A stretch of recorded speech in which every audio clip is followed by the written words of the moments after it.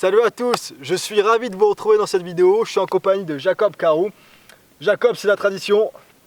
Ça me fait plaisir de t'avoir ici. Pour ceux qui ne connaissent pas Jacob, il est assez connu dans le monde, dans le milieu du bushcraft. Il a fait un projet qui m'intéresse à mort et c'est pour ça qu'il est actuellement dans cette vidéo-là. Il a fait un projet, il allait vivre plusieurs mois, 7 mois pour être exact, dans les Pyrénées. Il allait retaper un refuge. Mais vous savez quoi, on va avoir le temps d'en reparler et de rentrer vraiment en détail dans ton projet. Pour l'instant, j'aimerais bien que tu te présentes avec tes propres mots, s'il te plaît. Ok, Jacob Carou, comme tu l'as dit. Je viens de Bretagne, j'ai 24 ans. Quoi d'autre? Je fais pas mal aussi de vidéos aussi sur YouTube.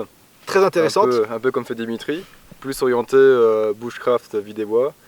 Et après, je suis aussi toujours étudiant, je fais de la recherche en climatologie, je m'intéresse au réchauffement climatique du passé et d'actuel. Merci de t'avoir présenté rapidement. Est-ce que maintenant on va pouvoir revenir plutôt sur ton parcours? Quel bac as-tu fait et puis ensuite tes études post-bac? Alors j'ai fait un bac S en Bretagne. Ensuite après je suis parti faire une prépa à Nantes, au lycée Clémenceau. 3 ans de prépa. Biologie, chimie, physique, assez orienté sciences naturelles. Et ensuite j'étais pris à l'ENS, à l'école normale supérieure à Lyon. Et là j'ai intégré l'école en 3e année. Puis ensuite là, normalement j'ai 5 ans à faire dans l'école. Là je suis arrivé à la 5e année, donc j'ai quasiment fini mon parcours scolaire. Et maintenant ça va être doctorat ou thèse et ensuite me fait un plaisir. Donc c'est des études qui sont relativement poussées. Non, c'est pas tout le monde qui a la motivation de faire déjà prépa, puis ensuite bac plus 5 et maintenant doctorat. Donc félicitations à ce niveau-là. Un parcours intéressant. J'aimerais revenir un petit peu plutôt sur le bushcraft puisque c'est ton domaine de prédilection tout simplement. En attendant, j'ai l'impression qu'on va se faire assassiner par les nuages qui sont en train de prendre de plus en plus d'espace. C'est en train de monter, ouais. Je sais que tu es beaucoup dans le bushcraft. Je sais également que certains d'entre vous ne savent pas forcément ce que ça signifie. Est-ce que tu pourrais leur présenter et leur expliquer la signification du mot bushcraft? Bushcraft, c'est un mot anglais d'abord, qui signifie littéralement l'artisanat des buissons. Mais on va plutôt transformer ça en France avec l'art des bois. En fait, comment se démerder dans les bois pour vivre. Par exemple, comment trouver de l'eau, comment trouver à manger, comment faire un abri pour passer une nuit, en mode vraiment tranquille, en mode vraiment en profiter pour, en passion. C'est pas du tout en mode survie commando. Donc justement, tu as fait une comparaison entre bushcraft et survie. Pour toi, bushcraft, c'est toi-même qui décides de te mettre en situation dans la forêt pour faire des choses avec tes mains, comme tu le dis très bien. Et puis, par contre, de l'autre côté, survie, c'est une situation assez critique dans laquelle on ne voulait pas être. Et du coup, notre vie est en danger. Très bien. Mais justement, puisque la liaison parfois entre bushcraft et survie peut être assez fine, est-ce que ça t'est arrivé des fois où toi, tu étais dans une situation de bushcraft mais où ça a tourné un peu mal et du coup on est plutôt allé du côté de la survie? Ouais, plusieurs fois. Moi j'ai juste eu des coins, des moments où c'était un peu critique, en froid ou autre. Est-ce que tu peux nous donner une anecdote? Une anecdote où c'est passé en situation de mise en péril un peu, parce que j'étais parti en rando nature en Chartreuse, dans les Alpes, et je suis monté face sud le dimanche matin. Donc au début pas de neige. Quand je suis arrivé au sommet il y avait 50 cm de neige, c'était pas prévu, mais après j'ai dormi dans une cabane abandonnée, il n'y a aucun souci par rapport à ça, j'ai pas eu froid. Et par contre, quand je suis reparti le lendemain matin, le lundi matin, parce que j'avais cours l'après-midi, donc il fallait que je me dépêche un petit peu, je suis parti face nord, parce que c'était plus court, mais face nord c'était glacé, donc d'ailleurs je suis descendu dans des falaises, dans des trous, dans des cheminées, qui étaient remplis de neige, ça craignait un petit peu, mais ça va, je suis passé. Et ensuite après c'était une pente, il y avait une pente qui était glacée, enneigée, et le chemin était parallèle au chemin, enfin le chemin était parallèle à la pente, et je l'ai pas vraiment équipé, je pensais pas qu'il y avait autant de glace et de neige, et en fait ce que j'ai fait c'est, sur le chemin, j'ai glissé, et j'ai pas pu m'arrêter. Donc en fait j'ai fait un roulé-boulé sur une centaine de mètres, ah ouais, sans carrément, pouvoir, 100 mètres, ouais. Ouais, 100 mètres, il y avait que de la végétation, il y avait que de l'herbe, des cailloux, il y avait des marches en plus, donc je prenais encore plus de vitesse, je sautais de plusieurs mètres. Donc végétation recouverte par la neige. T'es parti en décembre? Ouais, c'était fin décembre. Fin décembre. T'es parti en solo en fait ou avec des gens? Solo, ouais. Ah oui. J'étais tout seul. Donc vous voyez, solo, en hiver, ça peut vite dégénérer. Donc du coup, enfin, raconte-nous la fin de l'histoire, je suis impatient de savoir. Ouais, mais du coup, j'ai continué de descendre la pente sans pouvoir m'arrêter, sauf qu'en fait, à la fin, il y avait une falaise. Donc en fait, Ah ouais, là, ça devient moins ouais. marrant. Et enfin, j'ai vraiment vu ma vie se défiler et je pense que moi j'aurais vraiment pu crever. Et le seul truc qui m'a sauvé, c'est que juste avant, à 2 mètres de la falaise, il y avait un petit pin, un arbuste, un buisson, et j'ai réussi à m'agripper dessus. Moi j'étais pas bien, j'étais tout tremblant et j'avais du mal à réaliser ce qui se passait parce que après c'était le vide. Donc Et la mort. ouais, soit je mourais directement et encore bon, bah, ça passe. Ou alors bah, je me cassais la jambe et il n'y avait pas de réseau, pas de chemin, il n'y avait personne pour m'entendre. Et bah là je serais mort soit avec d'hémorragie ou de froid parce qu'après il y avait c'était en hiver. Ouais. Et Donc, on dit merci ouais. au petit pain, au petit arbuste, parce qu'autrement Ouais. tu serais pas là aujourd'hui. Bon bref, comme quoi on va passer à autre chose, mais comme quoi c'est aussi une bonne morale. Faites attention, si vous partez tout seul, il faut un minimum de compétences et il faut pas se mettre en danger. Ouais, mes Voilà. proches étaient quand même au courant où j'étais plus ou moins. Mais mon erreur, c'était pas avoir prendre d'équipement, de pas assez prévoir assez pour l'hiver et pas avoir de crampons ou de raquettes à neige ou d'excès d'équipement pour l'hiver. Et avec ça, je serais passé sur la pente et il n'y aurait aucun problème. Et Ok. là, passer de matos, et Bon bah au moins, voilà. j'aurais pu crever. Super, merci pour cette petite anecdote Ouais. qui est marrante aujourd'hui, qui n'aurait pas été marrante si tu étais resté là-bas. Ouais, On va passer à autre chose. Juste on serait pas avant, rencontrés. ça fait combien de temps que tu fais du bushcraft à peu près? T'as 24 ans, t'as Ouais. commencé vers quel âge? J'ai commencé vers 14-15 ans, donc ça fait un peu moins de 10 ans que je fais du bushcraft, on va dire. Ok, bon 10 Comme ans, ça. ça commence déjà à faire une bonne Ouais. dizaine d'années d'expérience. Après, j'ai commencé vraiment petit. Personne dans ma famille n'est vraiment très nature à ce point-là. Et D'accord.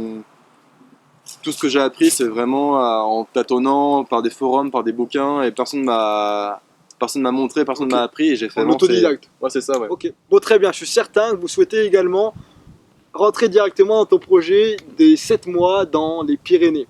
Ouais. On va pouvoir faire le tour, j'ai plein de questions à te poser là-dessus. Et oui, je vais t'embêter, si tu me connais pas encore, moi j'aime bien assassiner de questions.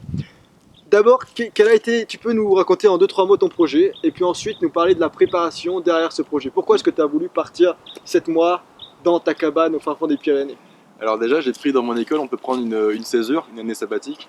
Donc, c'est ce que j'ai fait. J'ai pris 1 an de pause pour faire un projet. Donc, le projet officiel, comme il a été présenté, c'était de rénover un refuge, une cabane pour les randonneurs, pour qu'ensuite ils puissent dormir, parce que c'était vraiment une ruine, ils ne pouvaient pas rentrer. Et du coup, c'est pour s'abriter pour la nuit, manger un pique-nique, s'abriter d'un orage. Donc ça, c'était le projet vraiment officiel. Après, il y en aura plusieurs mêlés à ça, on va en discuter Ouais. plus tard. On a le temps. Mais le projet officiel, c'était ça, rénover un refuge. Ok, d'accord. Du coup, ensuite, projet officiel, rénové, autant en parler Ouais. tout de suite. Deuxième projet, qu'est-ce que c'était combiné à ça? Montrer qu'on peut vivre un peu en indépendance, un peu en autonomie, pas complète, mais gérer un truc, être moins dépendant face à la société. Qu'on peut se débrouiller avec peu de choses, avec la nature, ce qu'on peut obtenir, ce qu'elle peut nous offrir. Donc c'était un projet à côté aussi personnel, Ouais. pour toi voir comment tu réagissais aussi face à la solitude. Ouais. Et en plus de ça, ton projet avait vocation de montrer un petit peu aux gens qu'on était dans une société de surconsommation. Ouais, il y avait aussi de partage. En fait, tous les mois, je faisais un épisode de 10 minutes que je mettais sur ma chaîne YouTube. Et donc j'ai marché pas mal de temps pour aller trouver la connexion. Ouais, parce que tu devais pas avoir de réseau dans ton refuge. Ah non, il y avait rien. Ok. Et du coup, tous les mois, je mettais un épisode pour montrer ce que j'ai fait. Ça parlait d'autonomie, de solitude, de rénovation, de plein de choses que j'ai fait sur place. Que je montrais ma vie, je montrais comment rénover, comment être plus indépendant. Top. Et donc j'ai ça sur ma chaîne. Ouais. Ok, super. Et donc du coup, tu as d'autres projets avec ça? Enfin, ça fait déjà pas mal, mais avec tous ces projets combinés, est-ce que tu avais aussi un projet plus professionnel? Ouais, en fait, j'ai pu obtenir la césure en prétextant aussi un sorte de projet poussé, orienté vers la géologie. Donc je voulais comprendre la géologie sur place. Je travaillais avec le CNRS et le DRGM, ce sont deux organismes de recherche sur la géologie en France. Et en fait, on a fait plusieurs sorties ensemble pour comprendre comment les Pyrénées étaient formées. Il y a plusieurs points qu'on comprenait, c'est toujours pas expliqué en recherche, en science, et du coup, on faisait des analyses pour voir, pour comprendre comment c'était fait. Donc, on a passé plusieurs sorties à faire ça. Malheureusement, en fait, c'était pas suffisant pour mon école, et en fait, mon école m'a demandé de revenir à Lyon pour continuer mon cursus. Donc en fait, mon séjour était un peu écourté. Au lieu de passer 9 mois comme je le voulais, j'ai passé 7 mois. Bon, c'est déjà... Ça fait quand même pas mal de temps. T'as dû voir des choses déjà en Ouais. 7 mois. Mais je voulais vraiment aller jusqu'au bout, Ok. tant pis, bon, moi la cabane est finie. Et le temps ensuite, ça aurait été pour moi, pour lire, écrire, pour du développement personnel. Donc j'aurais pas le temps de faire ça maintenant, mais je ferai quand même plus tard ça. De toute façon, t'as 24 ans, t'as encore 75 ans devant toi, voire plus. Est-ce que... Merci déjà pour cette présentation un petit peu globale du projet. Ouais. Du coup, on va rentrer dans des questions un petit peu plus spécifiques. C'est le moment où je vais venir t'embêter. Quelle a été ta préparation en 2 mots? Comment t'as fait pour trouver le refuge que t'allais justement rénover? Pour trouver, en fait, j'ai fait le GR10, une partie du GR10 l'année d'avant.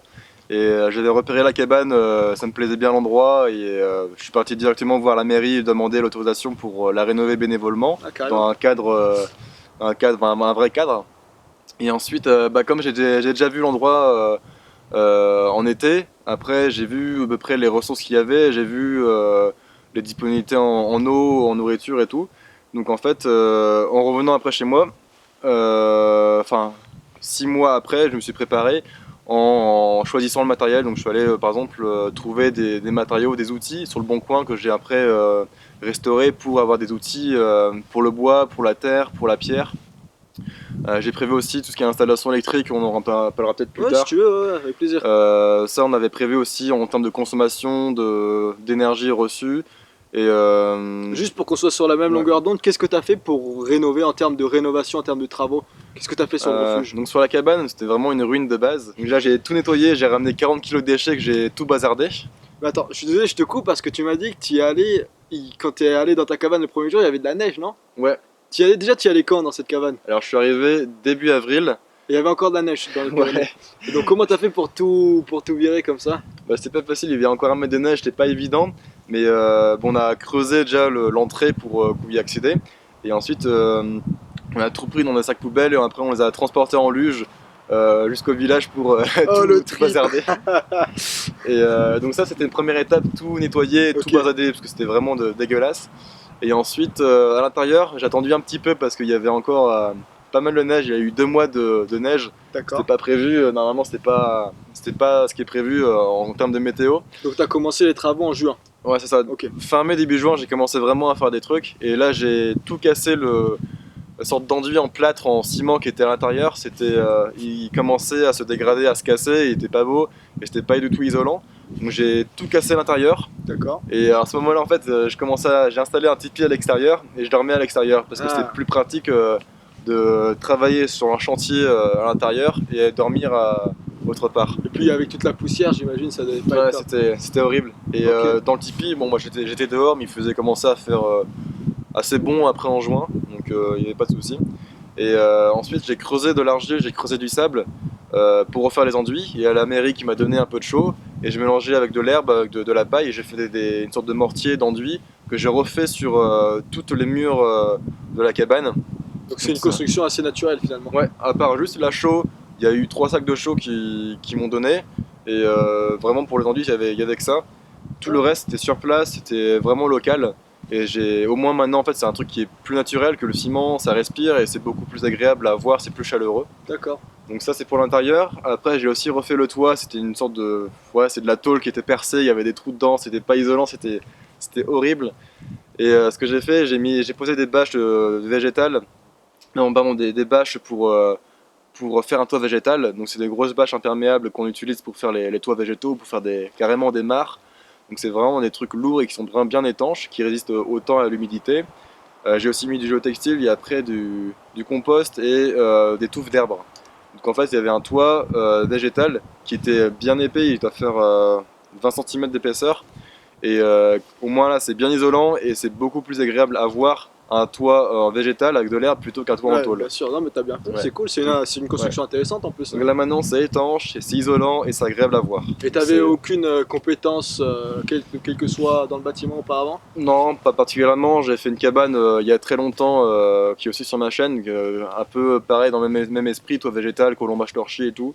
Mais là c'était un truc qui est quand même un peu plus gros et un peu plus professionnel, on va dire. Enfin, vraiment que ça dure longtemps. Bon, vous avez compris, lorsque vous aurez terminé la vidéo de l'interview, vous irez directement sur sa chaîne parce que vous avez plusieurs vidéos à aller voir qui vont être intéressantes.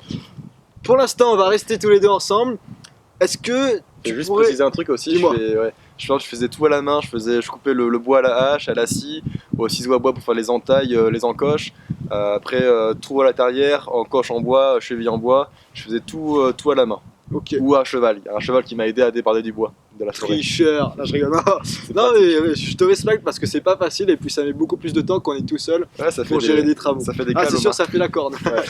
Est-ce que tu peux nous raconter une de tes journées type? Voilà, nous faire par horaire quelque chose d'assez structuré pour qu'on comprenne un petit peu et qu'on se mette dans ta vie lorsque tu es tout seul là-bas dans les Pyrénées. Je faisais un peu de yoga, un peu de gym pour me réveiller. Je prenais mon petit déjeuner, des flocons d'avoine.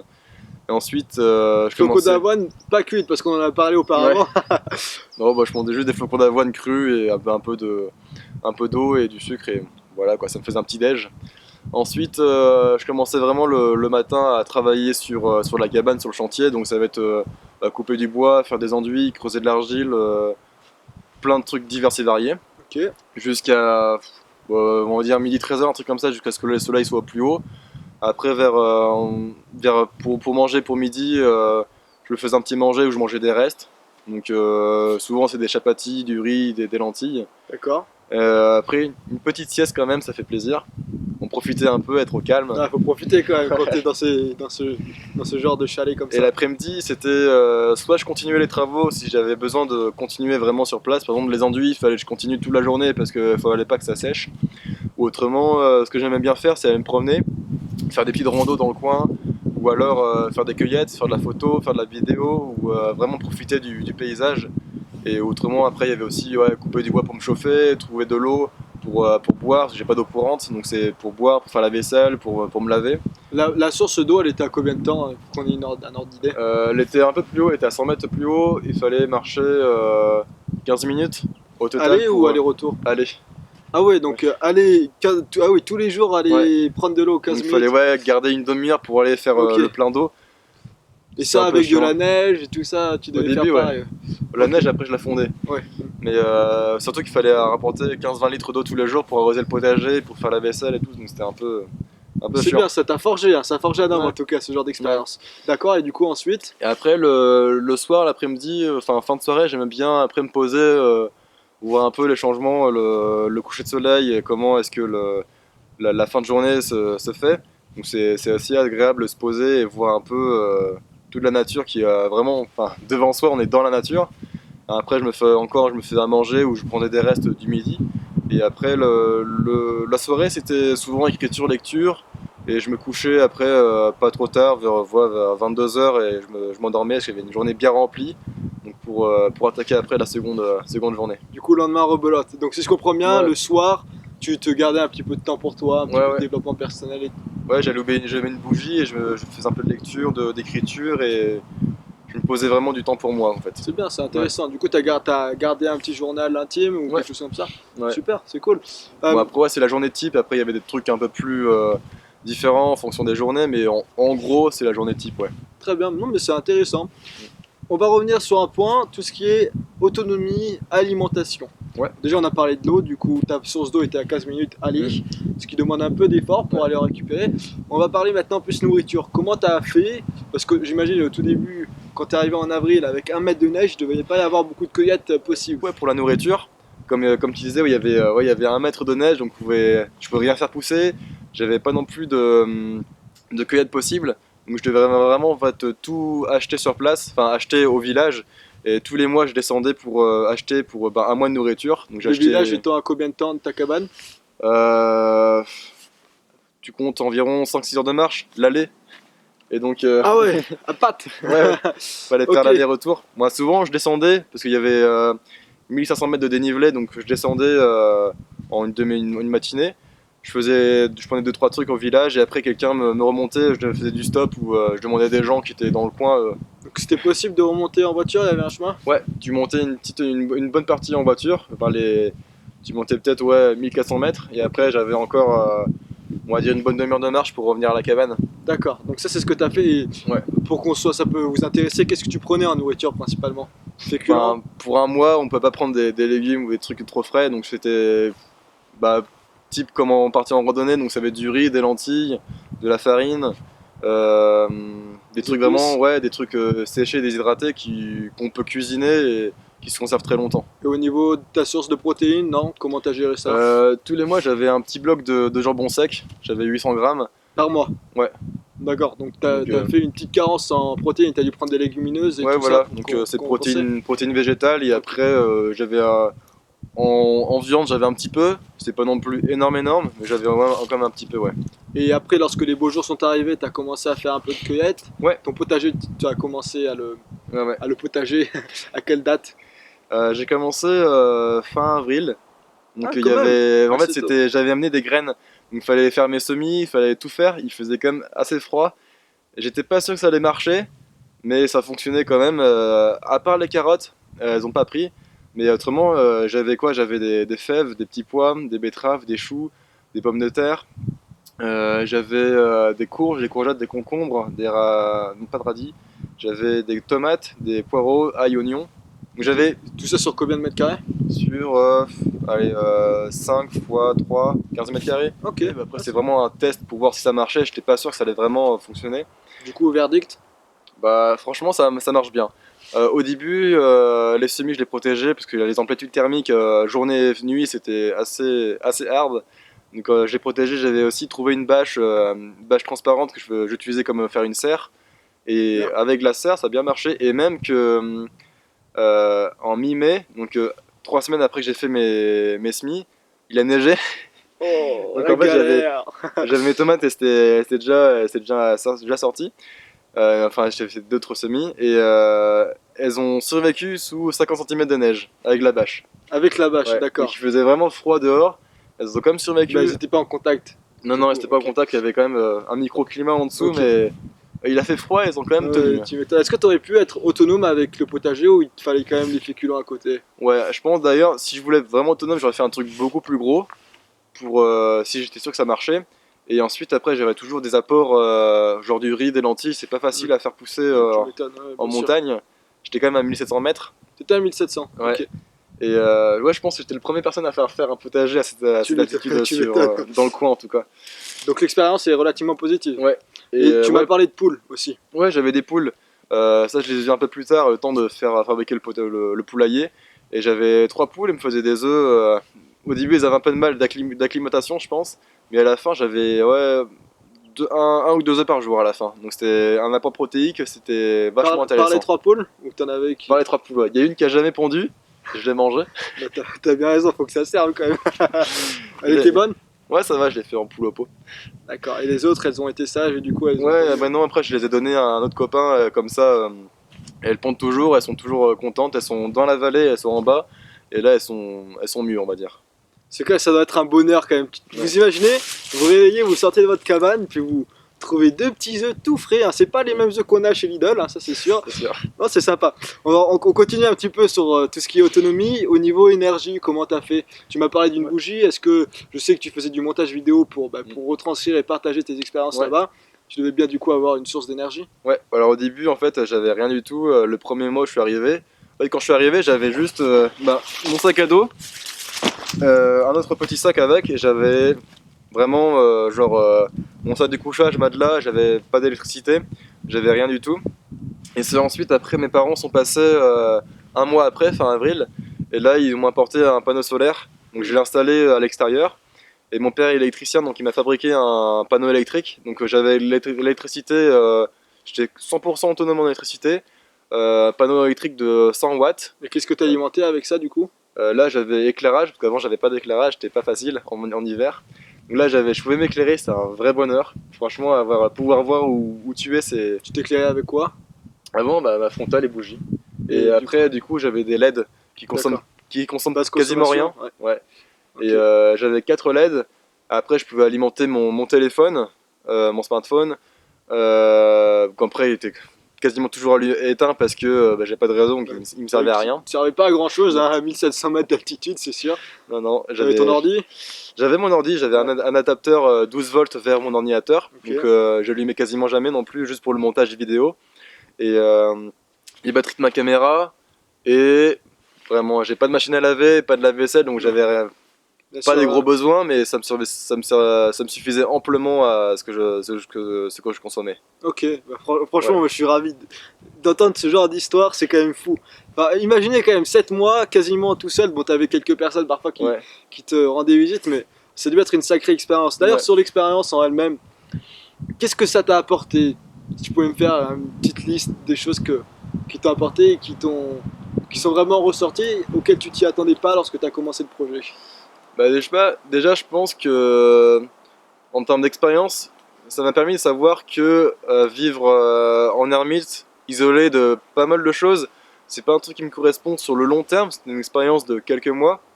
Et ça m'a conforté sur l'idée qu'en fait, je veux pas vivre tout seul toute ma vie. Après, je voudrais faire davantage de recherche de sciences et vivre un peu plus proche d'un village ou d'une ville, pas dedans, un peu à l'extérieur. Et Avoir une vie de famille, ouais, des gosses. avoir une famille, avoir plus d'interaction avec des gens quand même. Et donc là, c'est pour le côté social. Après, je me suis rendu compte vraiment des ressources que bah, c'est vraiment très limité en ressources. Pour manger, il fallait vraiment cultiver la terre. Pour boire, il fallait aller à la source plus haut. Pour l'électricité aussi, bah, c'était pas limité. Je devais avoir seulement une quantité pas infinie, mais suffisante pour moi. Donc je vais pas non plus aller sur l'ordinateur tous les jours. Je pouvais pas faire ça.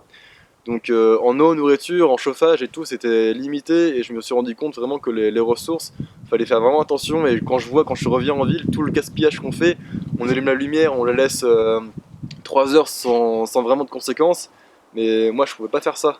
Donc vraiment, il faut faire vraiment attention à ce qu'on consomme, et vraiment quand on est en ville, on s'en fout quoi.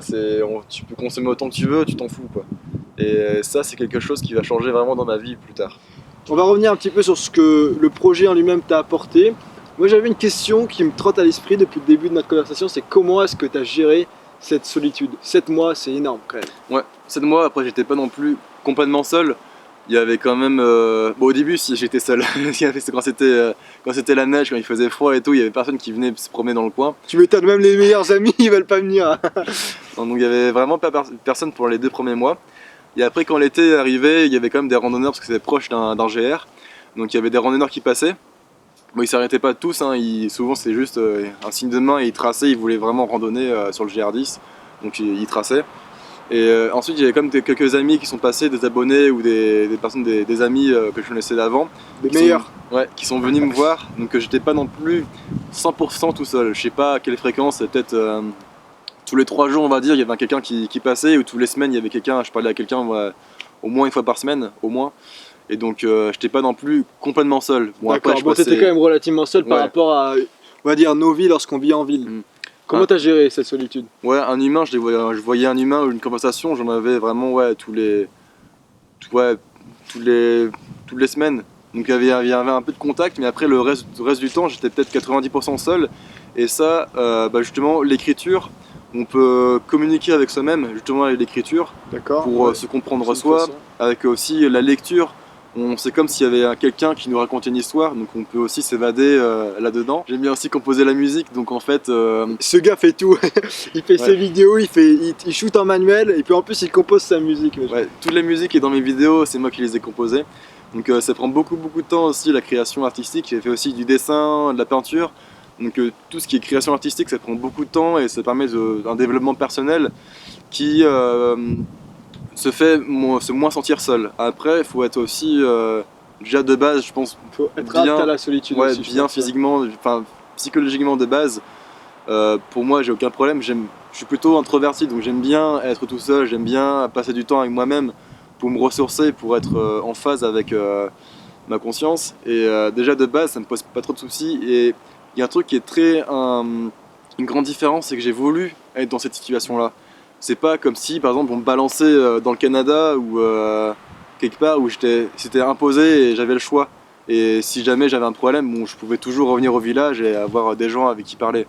Donc c'était quelque chose que c'est moi qui me l'imposais, c'était voulu. Est-ce qu'il y a eu des moments quand même où tu t'es vraiment dit mais qu'est-ce que je fais ici quoi? Ouais, c'était quand il a continué de neiger, fermé, quand j'en pouvais plus, enfin il faisait vraiment très très froid, j'ai dit ça va jamais finir, enfin il y aura jamais l'été qui va arriver. Et, Qu'est-ce que tu as fait dans ces moments-là pour te redonner un coup de boost et te dire justement non mais j'ai voulu être là, c'est très bien ce que je fais. Qu'est-ce qui t'a fait justement prendre connaissance de tout j'ai ça? attendu, on va dire. T'as attendu. Mais j'ai attendu, ouais, j'ai pris sur moi et je me disais, bon, c'est pas grave. Après, il y a l'été qui va arriver, il y a du soleil qui va arriver, les températures vont s'élever, il va faire plus beau. Et surtout, après, j'avais un projet aussi de rénover la cabane. Donc, j'étais pas là en mode larve, en gros, je reste vraiment faire ici et j'ai pas d'autres projets. Penser au futur, ça aide aussi. Penser à dire, bah tiens, dans mon esprit, je commence à dire, ah bah tiens, là, faut que je fasse ça, faut que je coupe ce bois-là. Je commençais à voir les plans, je commençais à voir les structures du lit, les lits superposés à construire. Donc je réfléchissais un petit peu et je me dis, dans le futur, je vais faire ça. Donc il faut vraiment que je reste. Il reste plus que quelques semaines et après, il fera bon et après, je pourrai commencer à travailler. Et ça aide vraiment pour la suite. Ça, c'est ce que lorsque je parle à des gens, et puis moi-même avec mon expérience personnelle, je le vois. Lorsqu'on ne sait pas quoi faire, il faut toujours avoir un projet. Ou pareil, si tu veux, on peut faire même la comparaison intéressante avec une situation critique plus en mode survie. Même si vous savez pas trop quoi faire, il faut faire. Il faut pas rester inactif. Ouais. Si tu restes inactif, tu finis par crever de toute manière. Donc il faut, voilà, c'est l'action qui est comme, du coup, tu valides cette affirmation. C'est ton projet qui a réussi à te faire continuer. Ouais, penser à la suite, ouais. Non mais c'est super intéressant. Je te remercie en tout cas d'avoir partagé cette expérience et de nous avoir un petit peu amené avec toi durant ces 7 mois. Même si je suis sûr que tu as vécu des choses que tu ne pourras jamais partager avec nous, entre guillemets. C'est pas des mots qui expliquent ton expérience là. Maintenant, alors une dernière question puis on passera à autre chose. Si tu devais refaire cette expérience, qu'est-ce que tu changerais? Déjà faire gaffe à la météo. Et pas venir quand il fait vraiment trop froid. Pendant les 2 mois, j'ai quasiment rien fait, donc c'était pas vraiment utile. Je me suis posé pas mal de questions, donc de ce point de vue-là, ok. Et ensuite, après, c'est bien d'avoir des périodes où on est seul, et c'est bien aussi d'avoir des périodes où on appelle des amis, on va avoir des chantiers participatifs où on est pendant genre une semaine. T'as 10 personnes qui viennent, on passe du temps ensemble, on échange et on travaille vraiment, on est efficace à travailler sur des choses. Parce que je voyais des fois, c'était vraiment pour ramener des troncs, c'était dur et ça en finissait pas quoi. Donc je dis après je me démotivais et je pense que j'aurais demandé à davantage de personnes, enfin moi-même de demander à dire bah tiens pendant cette semaine-là, j'appelle qui, j'appelle X, j'appelle Y, et on vient tous en même temps pour faire un gros coup de boost et finir le chantier, quoi. Mais honnêtement, gérer des travaux tout seul, enfin regarde, de toute façon, la majorité des entreprises dans le bâtiment ou dans la charpente, tu t'ouvres pas à ça, tu te mets pas auto-entrepreneur tout seul dans la charpente. Enfin, c'est possible, bien sûr, mais ou du moins tu vas pas faire des gros chantiers. Donc là, je te suis complètement à ce niveau-là. Et je pense aussi, j'en ai peut-être parlé plus autour de moi à des professionnels qui s'y connaissent vraiment en construction. Parce que j'ai vraiment tâtonné, je savais pas vraiment où aller. Et il y a un maçon qui est venu me voir, qui m'a dit pour casser un mur, bah, faut faire ça, et ça m'a vachement aidé. Et je pense, avant de commencer, j'aurais demandé à des charpentiers, que j'aurais demandé à des maçons, à des bûcherons, comment vraiment faire la chose, pour pas trop galérer sur place et aller vraiment de l'avant et être efficace. Ok, bon, bah c'est un retour hyper intéressant. On va passer à autre chose, on pourrait en parler des heures encore, Jacob. J'aimerais revenir maintenant un petit peu sur tes différents projets. Est-ce que tu as d'autres projets? Bon, j'imagine que pour l'instant tu aimes bien être un petit peu tu vas retourner doucement vers la civilisation, entre guillemets. Bon, quoi que je dis ça, mais vous allez voir que à la fin de ce trek, il en aura peut-être marre, au bout de 3 jours, il en aura marre de m'entendre parler. Donc bon, quels sont tes prochains projets, Jacob? Prochain projet, ça va surtout tourner vers la science. Là, j'ai envie de faire un doctorat, une thèse, donc je vais me tourner plus vers la science, faire de la recherche. J'en fais quelques voyages aussi, peut-être partir dans les pays encore nordiques. J'ai déjà été en Laponie, j'aimerais bien peut-être aller peut-être en Islande ou en Finlande, Norvège. Partir peut-être aussi en Europe de l'Est. Canada, c'est cool, c'est un peu cher, donc on verra peut-être pour la suite. Et après, encore plus longtemps, c'est peut-être avoir une famille. Et après, le truc, c'est peut-être, entre parenthèses, je rigole. Et voilà un truc plus tard que j'aimerais faire sur le vraiment long terme, c'est m'acheter un terrain en forêt, en montagne, et construire une cabane pour moi cette fois, avec toutes les connaissances que j'ai accumulées depuis que je suis un peu dans le domaine, en vie des bois et tout, et passer du temps vraiment pour moi, faire une cabane vraiment un peu économe, un peu low-tech, en basse consommation, et avoir un coin pour moi pour vraiment passer du temps sur la nature et faire quelques petites expérimentations. Et je suis vraiment plus tard, je sais pas comment ça va évoluer. Peut-être que quand je serai trop vieux, bah, je quitterai la ville ou le milieu social pour ensuite me refaire une retraite dans la montagne, mais vraiment sur finir ma vie là-bas, quoi. Tu me parlais un petit peu des parcours professionnels. J'adore tout ce qui touche au développement personnel, parmi plein d'autres domaines qui m'intéressent. Si tu devais t'adresser à des jeunes de mon âge, de notre génération, parce que finalement, là, t'es pas bien plus vieux que moi, qu'est-ce que tu conseillerais? Est-ce qu'il y a une valeur qui te tient à cœur pour réussir, on va dire, sa vie dans tout ce qui est milieu professionnel? Si tu pouvais donner une valeur qui te tient à cœur, un conseil. Ouais. Déjà, pas quitter ses études pour vivre une vie des bois. Il y a plein de jeunes qui me disent moi je veux tout quitter, l'école ça me saoule, je veux me barrer. Mais je conseille pas de faire ça. Moi j'ai fait des longues études aussi et c'est ce que je conseille de faire. C'est déjà d'assurer un milieu professionnel, un milieu scolaire qui est déjà pas forcément faire une bac+8, mais vraiment avoir une base qui est solide, où on a déjà une reconnaissance et ensuite partir à faire ce qu'on veut. J'ai un pote qui a fait ça, qui a eu son diplôme d'ingénieur et il dit bon bah c'est bon, j'ai ma sécurité, maintenant ce que je veux faire c'est avoir un terrain avec des permaculture. Donc maintenant il a son truc, il se fait plaisir et si jamais ça foire, bon tant pis, c'est pas grave, il peut reprendre un boulot, reprendre un truc d'ingénieur, parce que son background, son scolaire c'est déjà fait, et c'est pas quand tu auras 40-50 ans que tu pourras reprendre des études. C'est possible, mais c'est très difficile. Ah. Alors c'est super intéressant. Ouais. Après il y a des points de désaccord, moi je suis pas forcément d'accord avec ce que tu viens de dire. Ouais, ça c'est mon avis. Mais merci d'avoir partagé ton avis. Ouais. Non, c'est vrai que ça, au moins tu gères la sécurité. Ouais. Après c'est, moi je trouve. Et ça rassure les parents. oui, mais bon, les parents c'est ta vie, c'est pas la vie de tes parents. Moi je trouve après, enfin très rapidement que justement on est trop en France un peu dans ce système. Il faut faire ses études, et je pense justement que si à 40 ans t'aimes plus le milieu dans lequel tu travailles, il ne faut pas se dire trop tard. Lorsque j'avais 18 ans, j'ai choisi cette voie professionnelle, à 40 ans tu te fais en reconversion et tu changes de métier. Ouais, ça dépend, si tu veux faire des trucs, ça dépend des métiers. C'est sûr qu'en chercheur où il faut faire une thèse bac+8, c'est autre chose. Non, je me verrais pas à 40 ans reprendre à la fac, reprendre en école et des trucs comme ça. C'est possible, il y en a qui le font, mais c'est pas facile, quoi. Bon Jacob, merci à toi pour cette discussion qui était très intéressante. Je rêve encore de ton projet. Non mais je trouve que c'est formidable honnêtement. Faut oser.